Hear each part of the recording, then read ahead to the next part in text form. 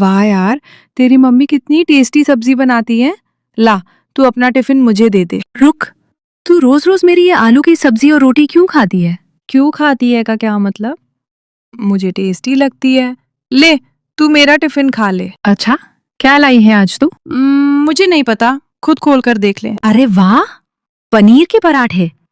आना, दोनों मिलकर खाते हैं। तू खा यार, मैंने तो परसों ही खाए थे। मैं तो तेरा ही टिफिन खाऊंगी। ये कहानी है इन्हीं दो सहेलियों स्वाति और अंकिता की। स्वाति गरीब घर से थी और उसके पिता मजदूरी किया करते थे, जबकि अंकिता एक अमीर सेठ की बेटी थी जो एक फैक्ट्री के मालिक थे। अंकिता जानबूझकर रोज स्वाति के टिफिन से ही खाना खाती थी और उसे अपना टिफिन दे देती थी ताकि स्वाति भी अच्छा खाना खा सके। फिर एक दिन अंकिता सुन, कल मैं कॉलेज नहीं आऊंगी। हैं, पर क्यों?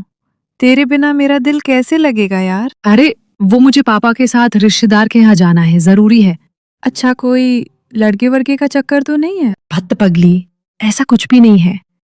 वो पापा के चाचा है ना, वो बहुत बीमार है, तो पापा के साथ उन्हें ही देखने जाना है। अच्छा, परसों तक तो आ जाएगी ना? हाँ हाँ, मैं कल शाम को ही लौट आऊंगी, तू चिंता मत कर। अच्छा, तो चल फिर एक काम करते हैं, मैं शाम को तेरे घर आती हूँ, साथ में गोलगप्पे खाने चलते हैं। क्या बोलती है? डन, लेकिन टाइम से आ जाना। हर बार लेट करती है तू। अंकिता को पैसों की कोई कमी नहीं थी, लेकिन इस बात का जरा भी घमंड नहीं था और अंकिता की यही बात स्वाति को सबसे अच्छी लगती थी। पढ़ाई में अंकिता ठीक ठाक थी, जबकि स्वाति पढ़ाई में बहुत होशियार थी। इसलिए परीक्षाओं के दिनों में स्वाति अंकिता की पढ़ाई में बहुत मदद करती थी। उसी शाम स्वाति, ओ स्वाति, बाहर आना। अरे अंकिता, कैसी हो बेटी? नमस्ते अंकल, मैं ठीक हूँ, आप कैसे हैं? नमस्ते, मैं ठीक हूँ बेटी। अच्छा, वो आपके चाचा जी कैसे हैं अब? बस बेटी, अंतिम सांसें गिन रहे हैं, उम्र भी तो हो गई है उनकी। जी अंकल, वो स्वाति को बुला दीजिए। ले, आ गई मैं। पापा, मैं जरा थोड़ी देर में आती हूँ। अंकिता स्वाति को अपनी कार में बैठाकर बाजार ले गई और दोनों ने जी भरकर गोलगप्पे खाए। फिर दोनों काफी देर तक बातें करती रही, जिस वजह से स्वाति को घर लौटने में देर हो गई। और फिर स्वाति, तू मेरी ये बात क्यों नहीं सुनती? पापा प्लीज, अब फिर से वही बातें मत शुरू करना आप। क्यों ना करूं? तेरे कहने पर मैं उस अंकिता के सामने कुछ नहीं कहता। पर बेटी मेरी बात समझ, ये सारे पैसे वाले एक जैसे ही होते हैं। पहले खुद ही हमारे भले बनते हैं और फिर। पर पापा, अंकिता वैसी नहीं है, मेरा यकीन कीजिए। तुझे मैंने लाख बार समझाया है, तू उसे पढ़ाती है ना, बस इसलिए वो तुझसे दोस्ती का दिखावा करती है। तू देखना, एक दिन जब उसका मतलब निकल जाएगा ना, तो वो तुझसे बात तक नहीं करेगी। इधर किशोर स्वाति को समझा रहा था, तो दूसरी तरफ अंकिता के पापा सेठ अमरलाल गुस्से से अंकिता का इंतजार कर रहे थे। कहाँ गई थी अंकु? वो मैं और स्वाति गोलगप्पे खाने गए थे पापा, बस मेन मार्केट में। अरे तो मुंशी जी को कह दिया होता, यही मंगवा लेते तुम्हारे लिए गोलगप्पे। पापा, पर गोलगप्पे खाने का मजा तो ठेले पर खड़े होकर ही आता है। और फिर कल स्वाति बाहर जा रही है तो। ओहो अंकिता, मैंने तुम्हें 1000 बार समझाया है, उस फटीचर से दूर रहा करो, वो तुम्हारे स्टैंडर्ड से मैच नहीं करती। वो पापा प्लीज, वो मेरी दोस्त है, उसके बारे में तो ऐसा मत बोला कीजिए आप। बेटी इस बात को समझ लो, अमीर और गरीब कभी दोस्त नहीं हो सकते। उसकी नजर तुम्हारे पैसों पर है, तुम उसे घुमाती फिराती हो, खूब खिलाती पिलाती हो, तो बस इसलिए वो तुम्हारे साथ दोस्ती का नाटक कर रही है। देखना, एक दिन आएगा और वो कोई ना कोई बहाना बनाकर तुमसे पैसे मांगेगी। पापा, गरिमा बहुत खुददार है, ऐसी नहीं है वो। ये तो वक्त ही बताएगा कि कैसी है वो। फिलहाल तुम उससे दूर रहो, क्योंकि ये मैं कह रहा हूँ। अंकिता गुस्से में वहां से चली गई। अमरलाल भी अपने कमरे की तरफ बढ़ गया, लेकिन उन दोनों के अलावा वहां कोई और भी था जो ये सब देख और सुन रहा था। असल में अंकिता स्वाति के घर अपना पर्स भूल आई थी, जिसे वापस देने के लिए स्वाति अंकिता के घर आई थी, लेकिन वो घर के दरवाजे को पार न कर सकी क्योंकि उसने वहीं पर अंकिता और अमरलाल की सारी बातें सुन ली थी। वो उदास होकर अपने घर चली गई, लेकिन इस बारे में उसने अंकिता से कभी कुछ नहीं कहा और ना ही स्वाति और अंकिता की दोस्ती में कोई फर्क आया। ऐसे ही दिन बीतते गए और फिर कॉलेज का आखिरी साल भी पूरा हो गया। कॉलेज के आखिरी दिन अंकिता स्वाति को पूरे कॉलेज में ढूंढ रही थी, लेकिन स्वाति का कहीं अता पता नहीं था क्योंकि वो अस्पताल में थी। डॉक्टर साहब प्लीज मेरे पापा को बचा लो। देखो बेटी, हम पूरी कोशिश कर रहे हैं, पर इनकी तबीयत बिगड़ती जा रही है। आप जल्द से जल्द 2 लाख रुपयों का इंतजाम करो, वरना हम इनका ऑपरेशन नहीं कर पाएंगे। नहीं, आप ऑपरेशन कीजिए, मैं पैसों का इंतजाम करती हूँ। स्वाति अपने रिश्तेदारों और पड़ोसियों से मदद मांगती है, लेकिन सभी ने हाथ खड़े कर दिए।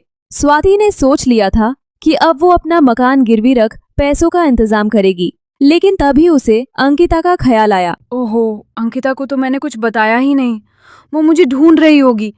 ऐसा करती हूँ, एक बार उससे मिल लेती हूँ और सारी बात बता देती हूँ। हो सकता है मकान गिरवी रखवाने में वो कुछ मदद कर सके। ये सोचकर स्वाति अंकिता के घर पहुंची तो वहां उसका सामना अंकिता की जगह उसके पिता अमरलाल से हुआ। हाँ बताओ क्या बात है। अंकल जी, वो मुझे अंकिता से मिलना था। वो अपने मामा के यहाँ गई है और अब वो वहीं रहेगी, तो तुम्हें उसे ढूंढने या मिलने की कोई जरूरत नहीं समझी। वो तुमसे कोई वास्ता नहीं रखना चाहती अब से। ये बात सुनकर स्वाति को बहुत बड़ा झटका लगा और उसे अपने पिता की कही बात याद आने लगी। तू उसे पढ़ाती है ना, बस इसलिए वो तुझसे दोस्ती का दिखावा करती है। तू देखना, एक दिन जब उसका मतलब निकल जाएगा ना, तो वो तुझसे बात तक नहीं करेगी। स्वाति को लगा उसके पापा सही थे।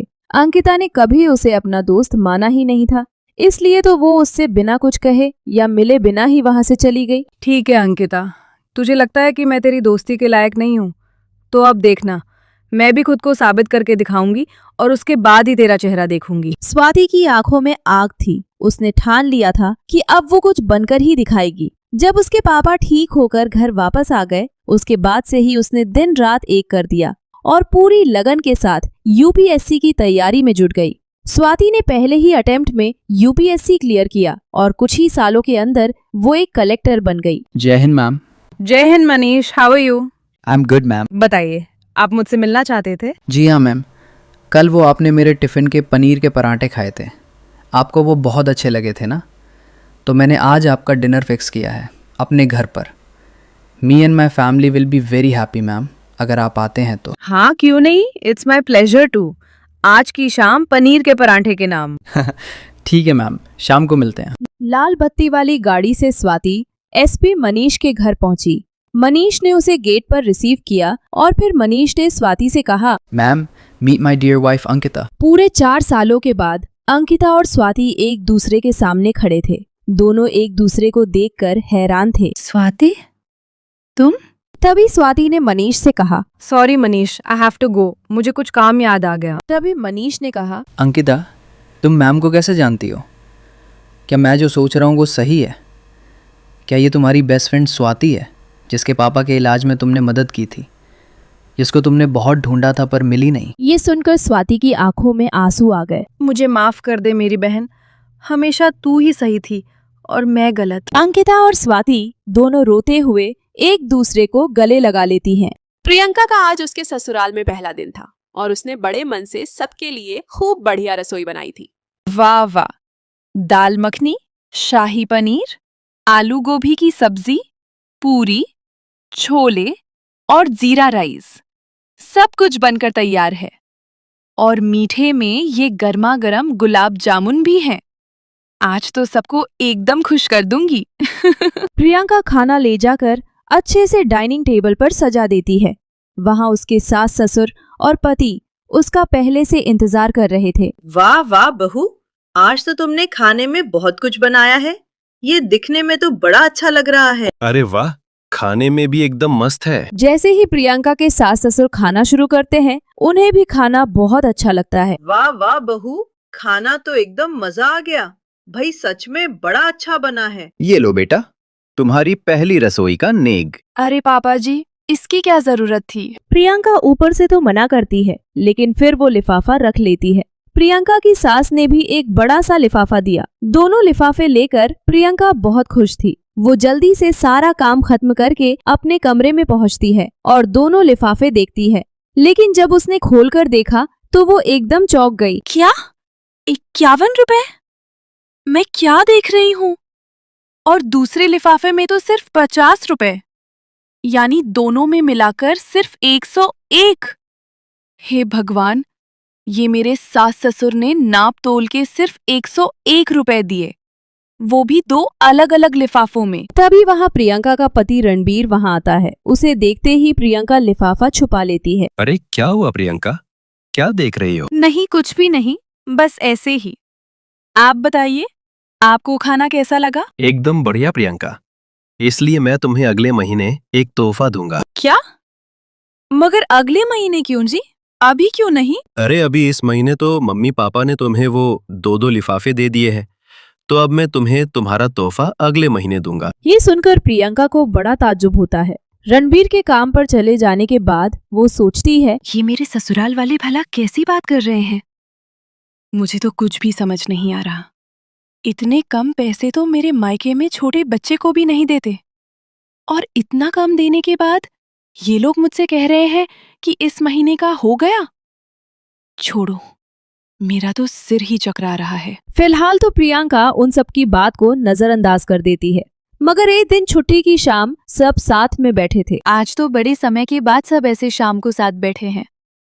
मेरा तो कुछ चटपटा खाने को दिल कर रहा है। रणबीर जी, आप जाकर स्प्रिंग रोल ले आइए ना, मैंने वो कब से नहीं खाया है। प्रियंका, अगर कुछ चटपटा खाने का दिल है तो तुम ही कुछ बना लो ना, बाहर से क्यों लाना? अरे मगर आज मेरा खुद से कुछ बनाने का दिल नहीं कर रहा है, आप ले आइए ना। अरे इसे छोड़ो बहू, मैं ले आता हूँ। अरे वाह, शुक्रिया पापा जी।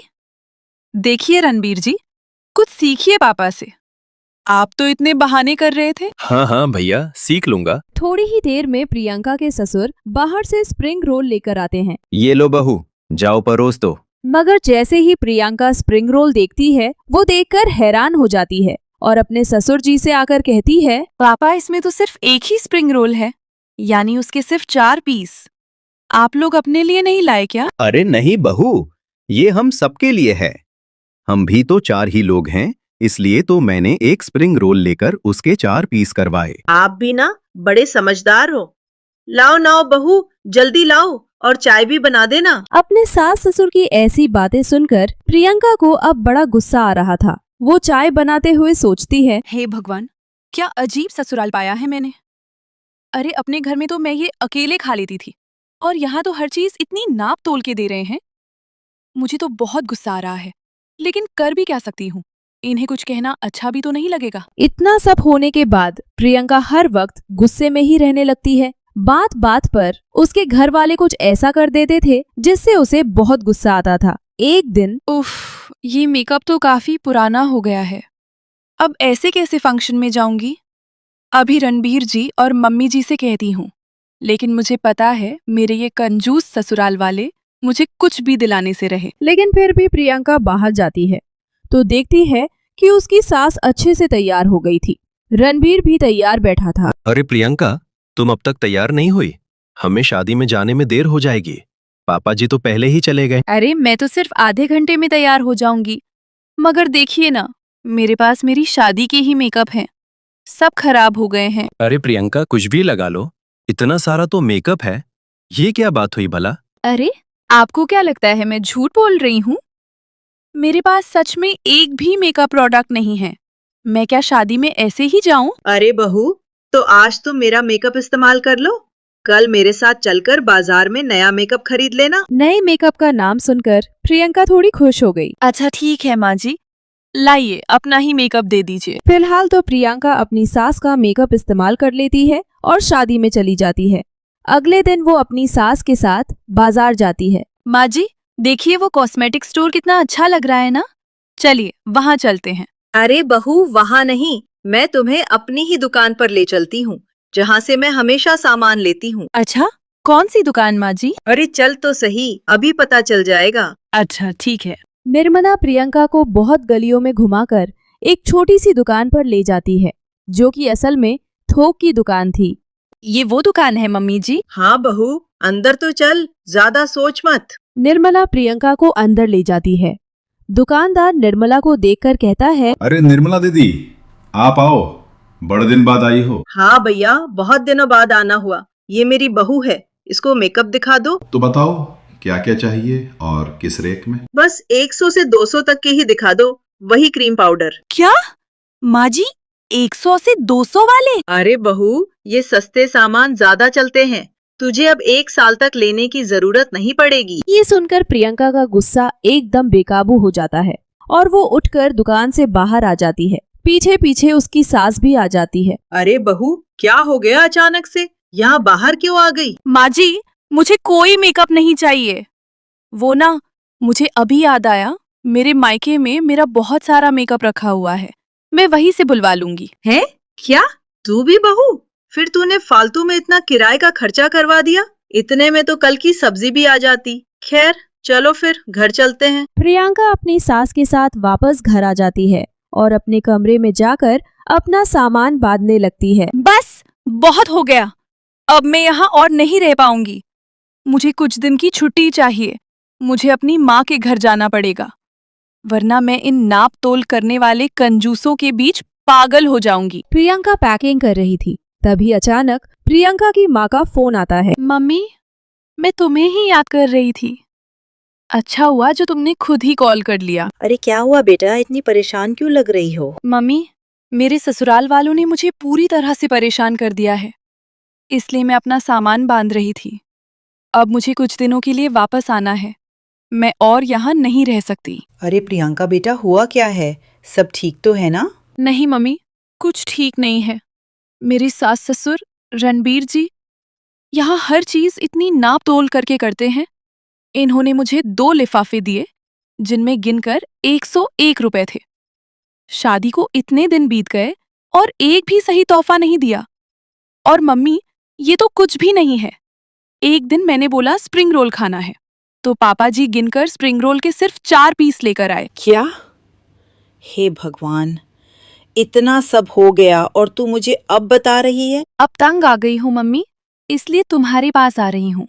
बस इन पागलों के बीच अब मैं और नहीं रह सकती। अरे बेटा, यहाँ आना इन सब का हल नहीं है। तुम्हें वापस तो वहीं जाना पड़ेगा। आखिर वो तुम्हारा ससुराल जो ठहरा। क्या? तो फिर मैं क्या करूँ मम्मी? ये सब झेलती रही तो कुछ ही दिनों में पागल हो जाऊंगी। नहीं, तू भी उन्हें उन्हीं की भाषा में समझा। देख प्रियंका, अब तू उन्हें साड़ी या पैसे तो नाप तोल कर नहीं दे सकती। तेरा तो एक ही काम है, खाना बनाना। तो तू उन्हें नाप तोल के खाना बनाकर खिला और उन्हें इतना परेशान कर दे ताकि उन्हें समझ आ जाए कि ये सब करने पर कैसा लगता है। बस माँ, अब मुझे समझ आ गया है कि मुझे क्या करना है। चलो माँ, रखती हूँ, काम करना है। प्रियंका फोन काटकर बाहर चली जाती है। शाम को पूरा परिवार हंसी खुशी बातें कर रहा था। तभी अरे बहू, चाय पिला दो बेटा। जी पापा जी, अभी लाई। प्रियंका सबके लिए चाय बनाकर लाती है। सब चाय को देखकर हैरान हो जाते हैं। अरे बहू, ये तो 1 चम्मच चाय है। अरे कम कहाँ है? मैंने सोचा इस घर में सब लोग नाप तोल कर काम करना पसंद करते हैं और मैं इस घर की बहू हूँ, तो मुझे तो इस घर के रिवाज को आगे लेकर जाना पड़ेगा ना। प्रियंका, हमें माफ कर दो। मेरे पापा मम्मी ने तुम्हें 2 लिफाफे दिए, उसमें कुल मिलाकर 101 रुपए ही दिए। शादी को इतना समय हो गया है और अब तक हमने तुम्हें कुछ भी नहीं दिलाया। हमें अपनी गलती का एहसास हो गया है। हाँ बहू, हमें माफ कर दो। और उस दिन बाजार में तुम्हें सस्ते सामान वाली दुकान पर ले जाने के लिए भी हमें माफ कर दो। नहीं, आपको माफी मांगने की जरूरत नहीं है। आप लोग बैठिए, मैं आपके लिए चाय बनाकर लाती हूँ। प्रियंका, अब हमें गलती का एहसास हो गया है। अब 1 चम्मच चाय मत बनाना। आप भी ना रणबीर जी, बैठिए, मैं बनाकर लाती। अमीर गरीब की 26 जनवरी। क्या मैं यहाँ बैठ सकती हूँ? नहीं, तुम यहाँ नहीं बैठ सकती। प्लीज मुझे यहाँ बैठने दो।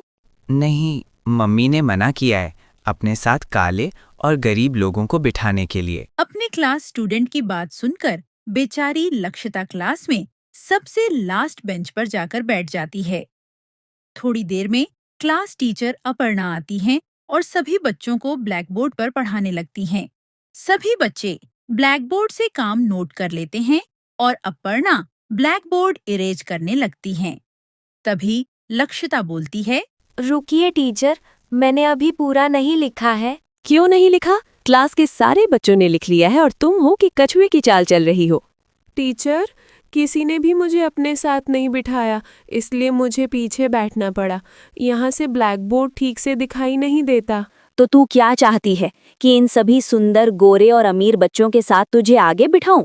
जैसी काली और गरीब है इस क्लास में बैठने दे रही हूँ वही शुक्र समझ। न जाने कहाँ कहाँ से आ जाते हैं, मुझे तो तेरी शक्ल देखकर ही घिन आने लगती है। टीचर की बात सुनकर लक्षिता हेड डाउन करके रोने लगती है। अपने काले रंग और गरीब परिवार की वजह से लक्षिता से कोई बात नहीं करता था। यहाँ तक कि उसकी टीचर भी उसका मजाक उड़ाती थी। ऐसे ही समय गुजरता है।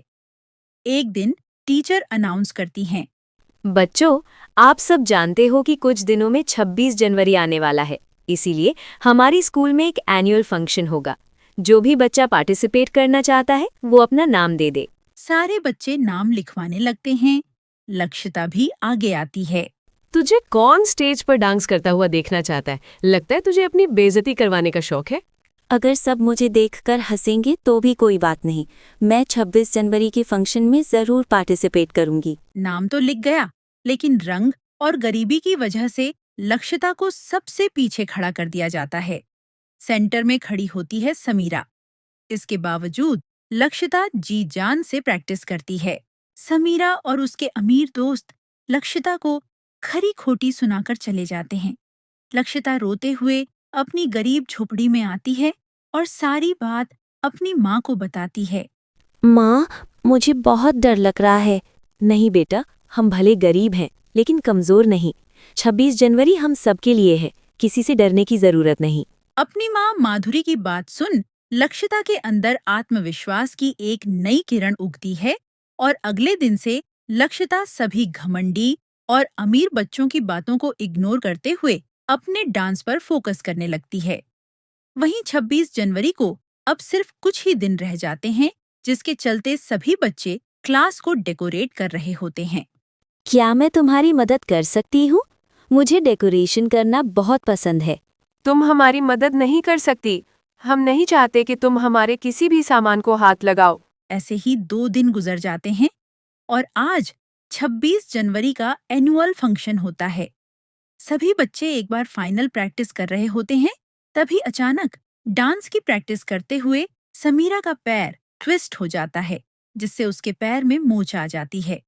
समीरा, तुम ठीक तो हो ना? चलो मैं तुम्हें डॉक्टर के पास लेकर चलती हूँ। टीचर, लगता है मेरे पैर में बहुत गहरी मोच आ गई है। मैं बिल्कुल भी डांस नहीं कर सकती। समीरा, तुम ये क्या कह रही हो? थोड़ी देर में हमारी परफॉर्मेंस होने वाली है। हमारी परफॉर्मेंस देखने के लिए स्पेशल गेस्ट्स आने वाले हैं। अगर सेंटर में तुम ही नहीं रहोगी तो हमारी परफॉर्मेंस कंप्लीट कैसे होगी? मैम, अगर आप कहें तो मैं ये परफॉर्मेंस कर सकती हूँ। मुझे अपर्णा के सारे मूव्स अच्छे से याद हैं। मैं यहाँ टेंशन में हूँ और तू है कि और दिमाग खराब करने में लगी हुई है। अपर्णा चाहकर भी अपना परफॉर्मेंस कैंसिल नहीं करवा पाती। थोड़ी देर में स्टेज पर सभी बच्चे परफॉर्म करने के लिए आ जाते हैं। वहीं सामने स्कूल प्रिंसिपल और चीफ मिनिस्टर भी बैठे होते हैं।